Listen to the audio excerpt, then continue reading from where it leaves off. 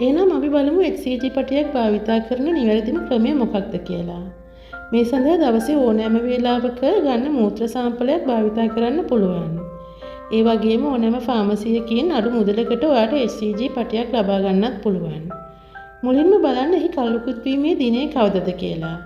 ඊට පසුව පැකටුව එක කොනකින් පරිස්සමින් විවර කරලා එහි ඇති HCG පටිය ඉවතට ගන්න. ඒ වගේම එක් පැකට්ටුවේ තියෙන උපදෙසුත් කියවලා බලන්න අමතක කරන්න එපා. එම පටිය උපරිම මට්ටම කියලා ඊතලයකින් දක්වලා තියෙනවා ස්ථානයක්. මූත්‍රා සාම්පලයට මෙම පටිය ගිල්වද්දී එහි සඳහන් කරලා තියෙන උපරිම මට්ටමට පහළින් මේ ආකාරයට ගිල්වන්න. තප්පර 10ක් විතර ගිල්වලා තියලා එළියට ගන්න. ඔබට දකින්න පුළුවන් වේවි යූරින් මෙම පටිය දිගේ ඉහළට ගමන් කරන ආකාරය. ඊට පසු පැතිරි පෘෂ්ඨයක් මත මෙම පටිය විනාඩි 5ක් තබන්න.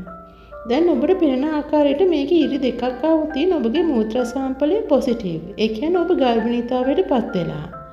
තනි ඉරක් ආවොතින් නෙගටිව්. ඒ කියන්නේ ඔබ ගර්භණියක් නොවේ කියන එකයි. එහෙමත් නැත්නම් මුකුත්ම ආවේ නැතිනම් මේ කියන්නේ මේ පරීක්ෂණය නැවත සිදු කරන්න ඕනේ කියන එකයි. ඉතින් ඔයාලට තවත් මෙවැනි වීඩියෝ බලන්න කැමති නම් මගේ CMR Relaxing Vibes කියන YouTube channel එක subscribe කරලා පිවිසෙන්න.